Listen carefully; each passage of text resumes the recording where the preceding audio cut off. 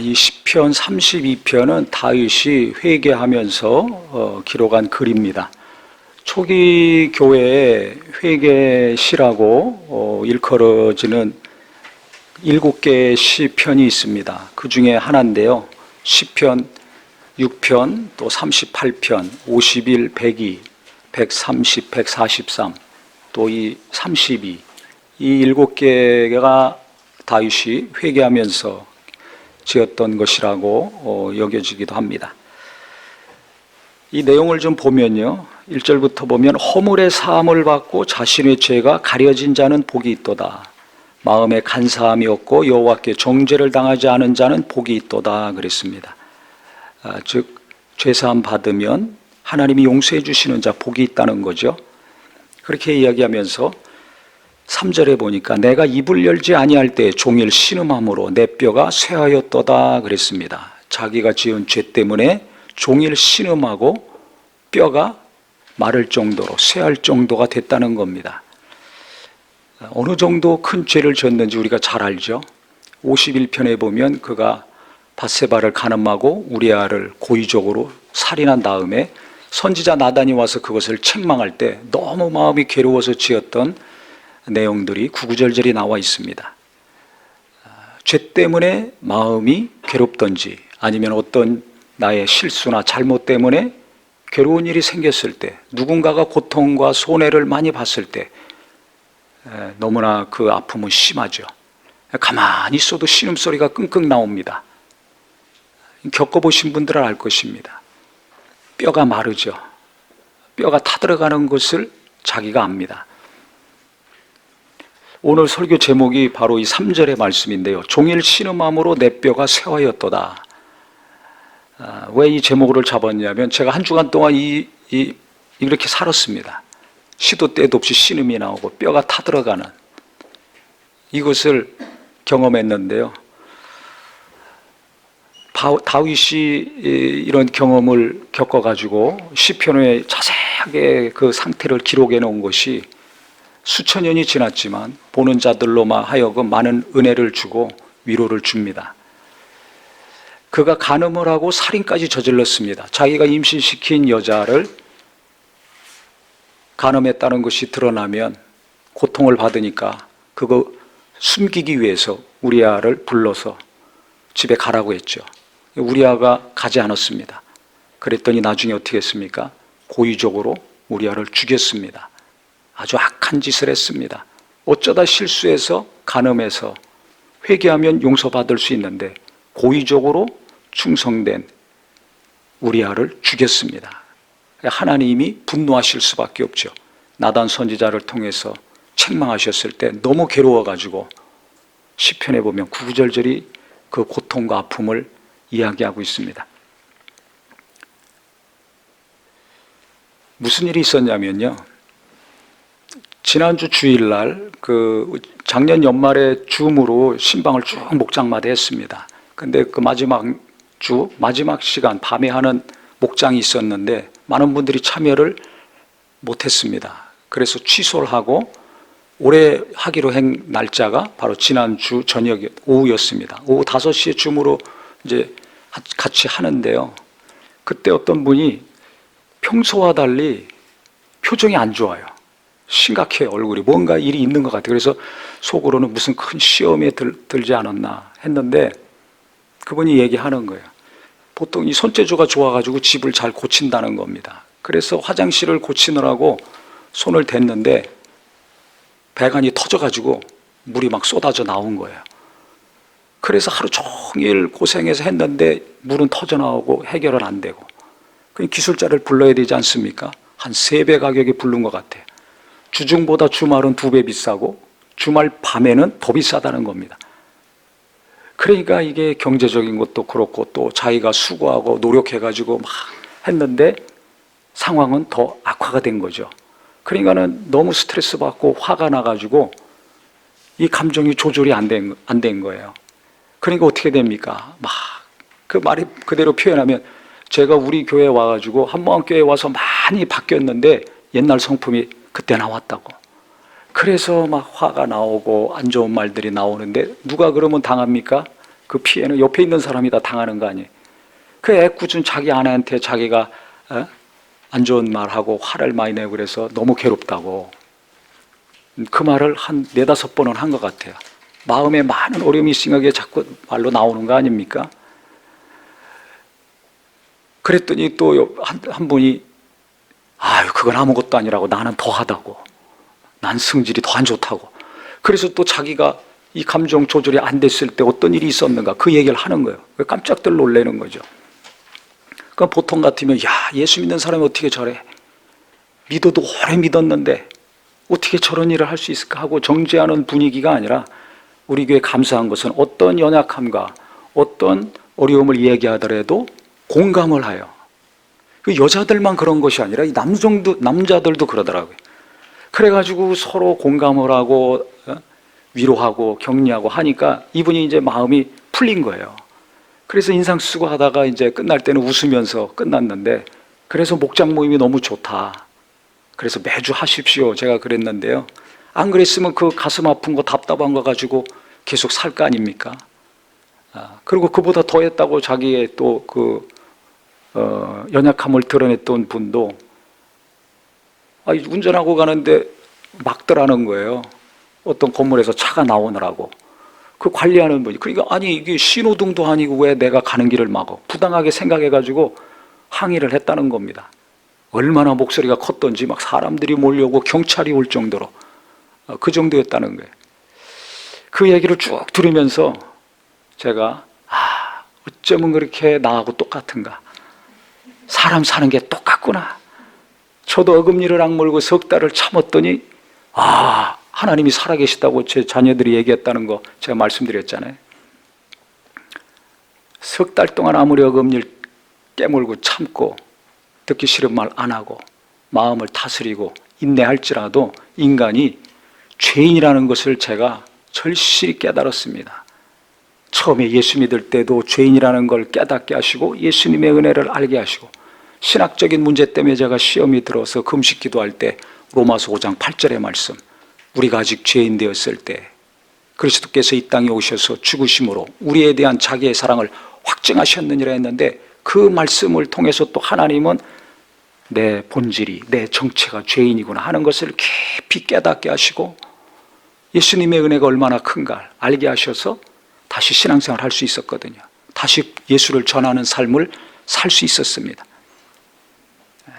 그런데 이번에 사건을 통해서 제가 더 깊이 내가 죄인이구나, 동시에 예수님의 이 십자가의 공로와 은혜가 얼마나 크고 값진 것인가 더 깊고 넓게 깨닫게 됐습니다. 무슨 일이 있었는가? 그 집사님들이 하는 얘기를 듣기 바로 직전에 제 딸하고 대화하는 시간이 좀 있었습니다. 어제 제가 국민일보를 보거든요, 목사니까. 국민일보를 어제 신문을 받았는데 한 면이 크게, 한 면 더 넘어까지 목사님들이 자녀 교육에 어떤 어려움이 있는가 그 기사가 잔뜩 실렸어요. 아주 오늘 설교를 뭘 하려고 했는지 하나님이 아셔서 그렇게 하셨는지 모르겠지만, 거기는 뭐냐, 이 목회자 자녀들이 어떤 어려움을 겪고 성장해 나가는가 그 이야기거든요. 그 중에 제일 실제 한 얘기입니다. 어떤 학생이 한 얘기인데, 우리 집은 벽이 유리벽인 것 같다. 목회자 가족들은 어항 속의 물고기고 교인들은 그걸 쳐다보면서 감시한다. 그런 느낌을 받는다는 거예요. 그게 딱 맞는 표현입니다. 목사뿐만 아니라 사모뿐만 아니라 그 아이들까지, 자녀까지 나이에 관계없이 모든 교인은 어항 속의 물고기를 관찰하듯이 머리부터 발끝까지 한마디 한마디 말하는 단어와 어투와 한 걸음 한 걸음 걸어다니는 모든 것을 구경만 하는 것이 아니라 감시를 합니다. 그러니까 어떻게 됩니까? 그걸 부모가 알잖아요. 애가 태어나면서부터 말하면서 그것을 알기 때문에 아이들한테 어떻게 합니까? 좋은 일이 있어도 말하지 마라. 슬픈 일, 나쁜 일 있으면 더더욱 말하지 마라.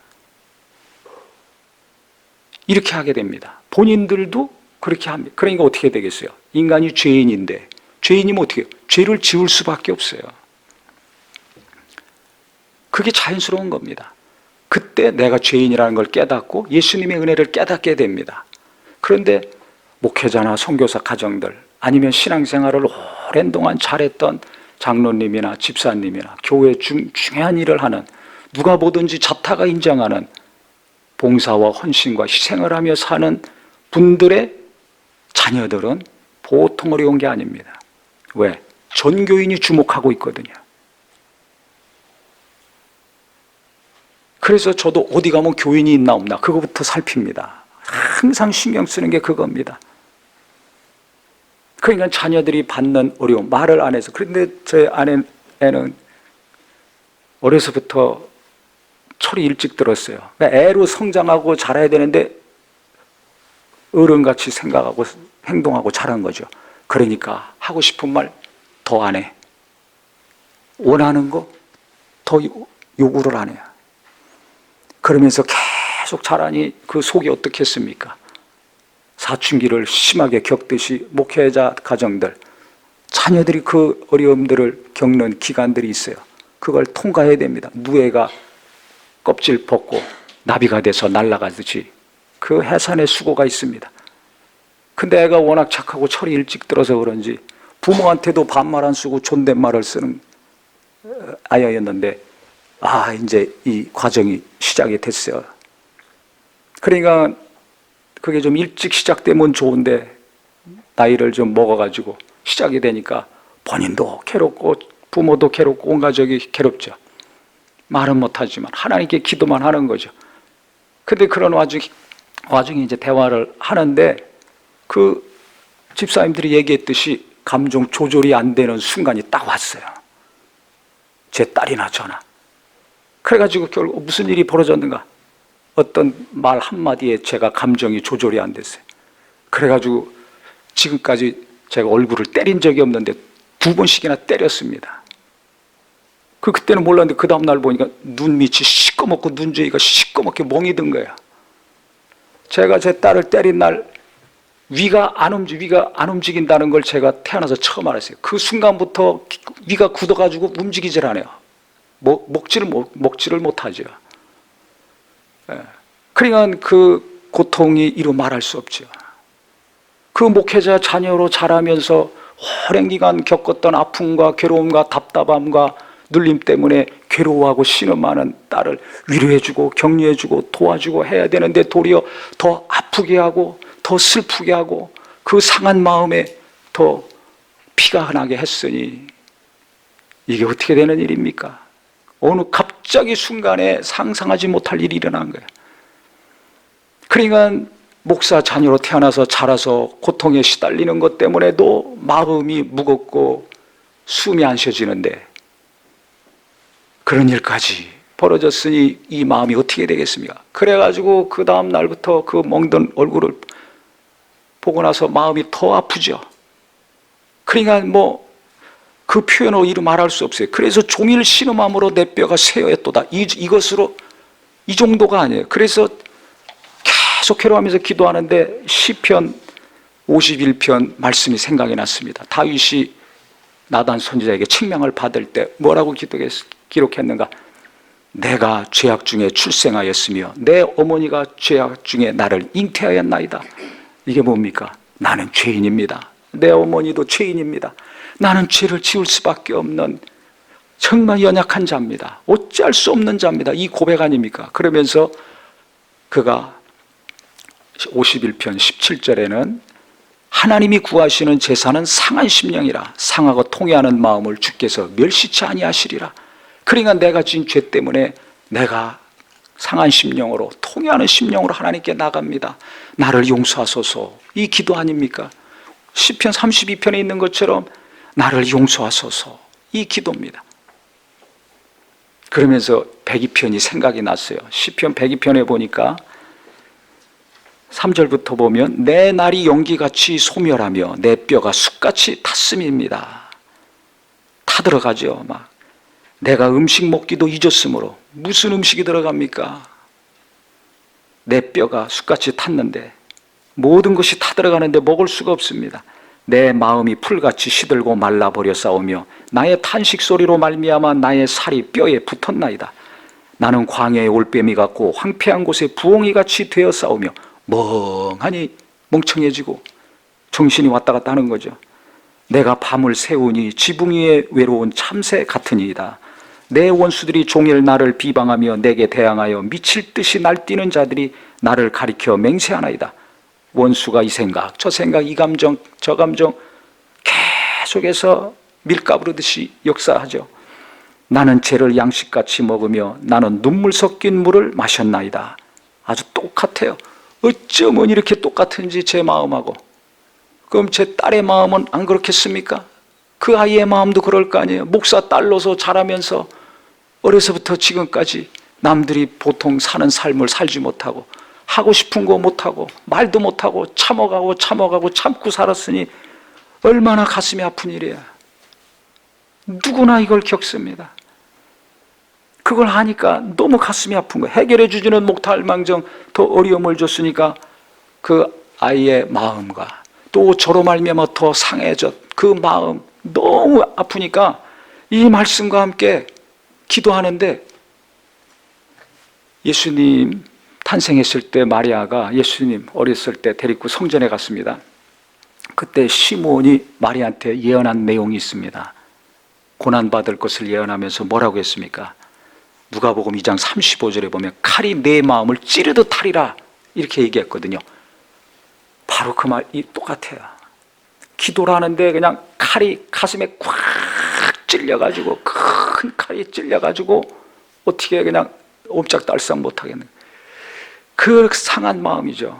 그 마음 가지고 계속 기도하는데 주님 무슨 기도가 나오는가? 그때는 다른 어떤 것보다 주님 제 딸의 그 고통과 아픔과 슬픔을 저한테 주시옵소서. 너무나 괴로워서 저렇게 아파하는데 그 마음을 저한테 주시고 평안을 주시옵소서. 평안을 주시옵소서. 저는 감당할 수 있으니까. 믿음도 있고 연단도 받았고 나이도 있고 하니까 주님 저한테 주시옵소서. 저한테 주시옵소서. 그러고 평안을 제 딸에게 주시옵소서. 눈물 흘리면서 이 기도만 나왔어요. 신음하면서 이 기도만 나오더래. 다른 걸 아무 생각 안 나고 그 마음을 주시옵소서. 그 고통을 주시옵소서. 그러면서 기도하는데 예수님 생각이 났습니다. 아, 주님의 마음이 이 마음이었지 않을까. 죄는 내가 짓고 허물은 얼마나 많습니까? 그런데 예수님은 죄 없는 분이 오셔서 내 죄 담당하시고 내 병도 담당하시고 내 허물도 담당하시고 내 부끄러운 거 다 담당하시고 우리에게 평안을 주시고 위로를 주시고 생명을 주셨잖아요. 그 마음이 느껴졌어요. 그러면서 야, 죄인 중에 내가 괴수구나. 바울의 고백이 저의 고백이 되면서 다시 한번 죄에 대해서 깊이 깨닫게 됐습니다. 어찌할 수밖에 없는 죄인이구나. 몇 달 동안 인내하고 몇 년 동안 노력하고 좀 바뀌었지만은 내 본질은 죄인이구나. 어찌할 수 없는 죄인이구나. 아무리 은혜가 넘치고 평안이 넘치다 할지라도 순간에 한순간에 범죄할 수밖에 없는, 누군가에게 고통을 줄 수밖에 없는 죄인이구나. 이것을 깊이 깨달았습니다. 그래서 바울의 고백이 뻔히 아는 말씀이지만 너무 가슴에 와닿았어요. 진짜 죄인 중에 계시구나. 집사님들이 이런 이야기 저런 이야기 자기 연약한 거 얘기했는데 나는 그 중에 우두머리구나. 그러면서 계속 하나님께 상한 마음을 가지고 나갔습니다. 그랬더니 어떻게 되겠어요? 결국은 하나님이 깨닫게 하시는 것은 내가 지금 살아있는 것 자체가 은혜구나. 설교를 잘하냐 못하냐, 목회를 잘하냐 못하냐, 이게 문제가 아니라 그냥 설교하는 것 자체가, 목사라고 일하는 것 자체가 이게 보통 은혜가 아니구나. 자격이 있어서 하는 게 아니구나라는 것을 다시 한번 깊이 깨달았습니다. 우리 성도님들 기억나시죠? 2년 전인가요? 3년 전인가? 짐승같이 살았나이다. 이 시편에 나온 말씀. 자기가 짐승같이 하나님 앞에 살았다고 고백했는데 그게 저의 고백이고 내가 자격 없는 남편이고 자격 없는 아버지고 자격 없는 목사거나 하나님 앞에 내가 짐승같이 살았거나 그걸 깊이 깨달아서 설교도 했었는데요. 그 정도가 아니라 지금은 아주 더 깊이 죄에 대해서 하나님이 깨닫게 하셨습니다. 그러니까 어떻게 몸둘 바를 모르겠는 거예요.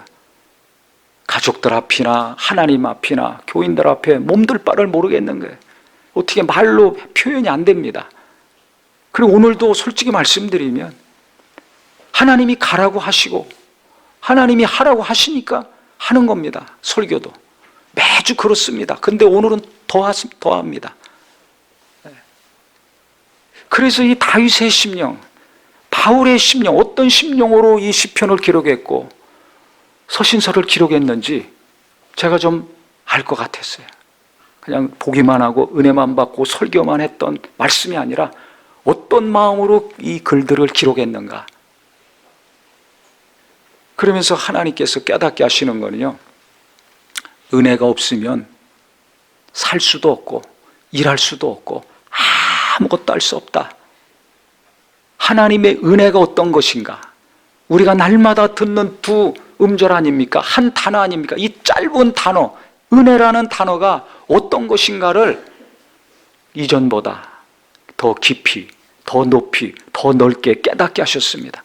그래서 사는 것 자체가 하나님의 은혜고, 숨 쉬는 것 자체가 하나님의 은혜고, 결혼해서 가정을 이루고 하나님의 일을 하는 것 자체가, 살아서 걸어다니는 것 자체가 이게 하나님의 큰 은혜라는 것을 다시 한번 깨닫고 고백할 수밖에 없었습니다.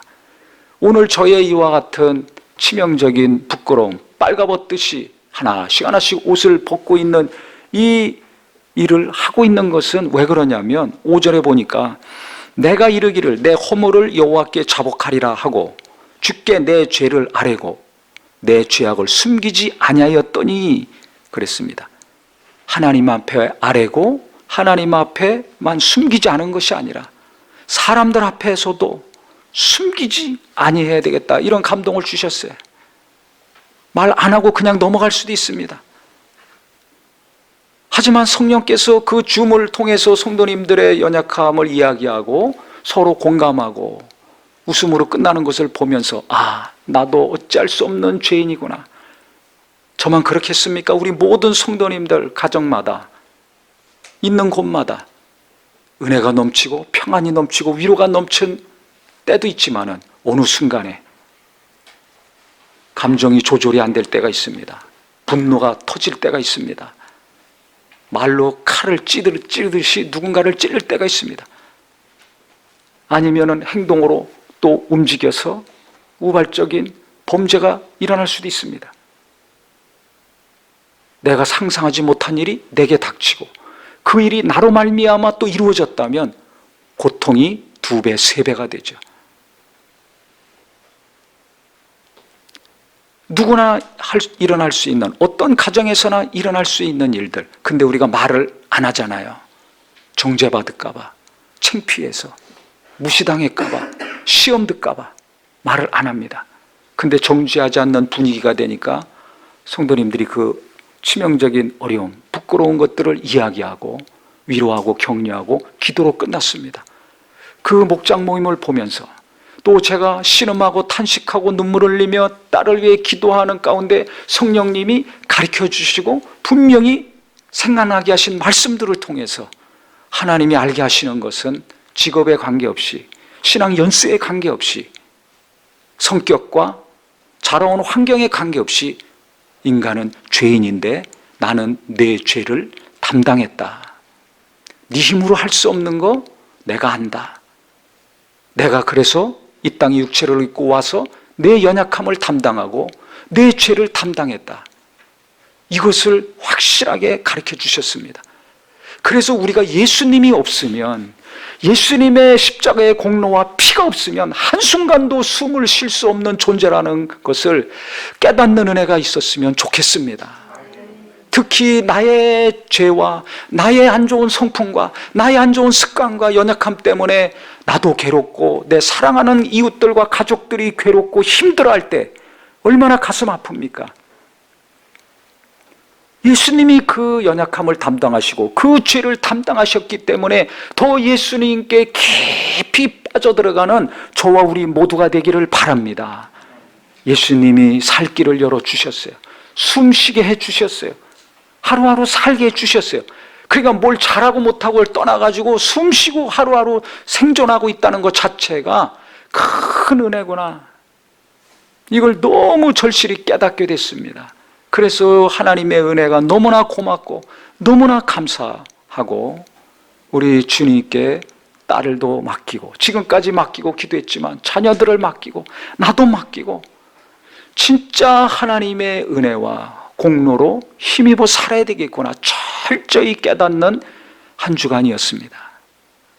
그러면서 하나님께서 오늘 본문에 있는 것처럼 6절부터 보니까 이로 말미암아 모든 경건한 자는 주를 만날 기회를 얻어서 그랬는데 그 나나주에 보면 주를 만날 기회가 뭐냐면 죄인임을 깨달을 때 내가 어떤 죄를 지었나, 어떤 교만이 있는가, 어떤 안 좋은 것이 있는가, 어떤 더러운 것이 있는가, 어떤 악이 아직도 남아있는가, 이것을 깨달을 때 어떤 일이 벌어지는가, 주께 기도할지라 그랬습니다.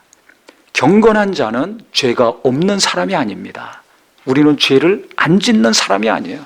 아무리 신앙생활 잘하고 기도 많이 하고 봉사 잘하고 능력이 있다 할지라도 열심히 있다 할지라도 죄를 안 지을 수가 없어요.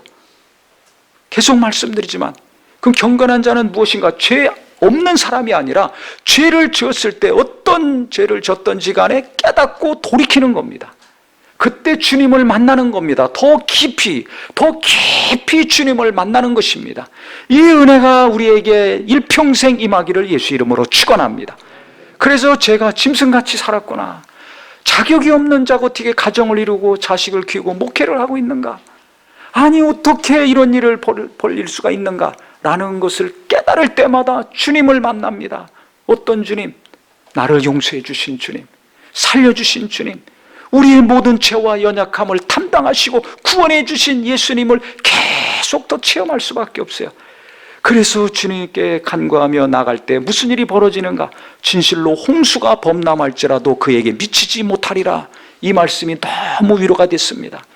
한쪽으로는 가슴이 너무 아프고 쓰라리고 뼈가 타들어가는데 이 말씀, 홍수가 범람할지라도 미치지 못할지니라.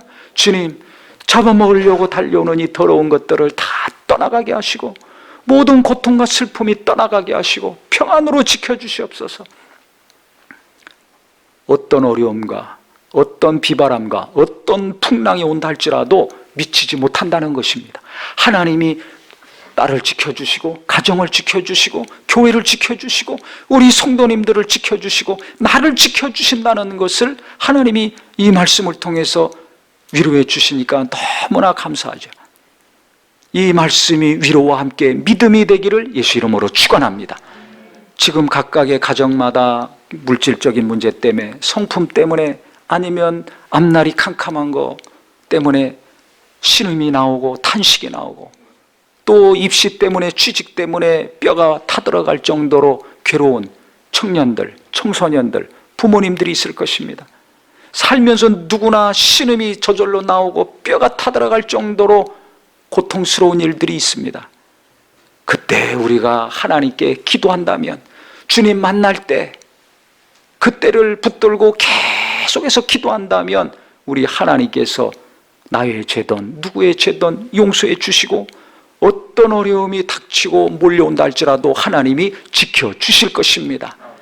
그래서 이 말씀 때문에 제가 숨을 좀 제대로 쉴 수 있었어요. 근데 7절에 보니까 더 은혜의 말씀이 있습니다. 주는 나의 은신처이시오니 환난에서 나를 보호하시고 구원의 노래로 나를 두르시리이다. 하나님이 막아주시고 보호해 주시고 건전해 주신다는 거 아닙니까? 그래서 이것이 제 딸에게도 이루어지고 우리 가족들에게도 우리 성도들에게도 이루어지고 주님을 의지하며 간구하며 돌이키는 자에게 하나님은 놀라운 구원을 이루어 주시는구나.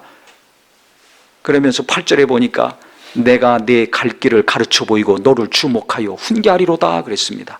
하나님이 떠나시는 것이 아니라 포기하고 버리시는 것이 아니라 막아주시고 붙들어 주시고 지켜주신 다음에 갈 길을 가르쳐 주신다는 것입니다. 보여주신다는 것입니다. 어떻게 되는 겁니까? 우리 앞길이, 내 앞길이 어떻게 되는 겁니까? 내 자식들의 앞길이 어떻게 되는 겁니까? 하나님이 가르치시고 보여주신다는 거예요. 주목하신다는 겁니다. 한눈 팔지 아니하시고 집중적으로 주목하시면서 훈계하신다는 겁니다.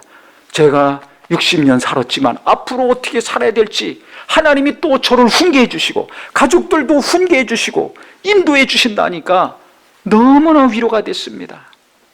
올해 하나님이 우리 교회에 주신 말씀이 뭡니까? 내 어여쁜 자, 내 사랑하는 자여, 일어나 같이 가자. 주님이 지금 이 8절의 말씀은 같이 하시겠다는 거 아닙니까? 이렇게 부족하고 이렇게 연약하고 이렇게 상처난 딸의 마음을 위로하고 격려해줘도 모자랄 판에 목사가 더 큰 고통과 아픔을 줬으니 이것을 어떻게 합니까?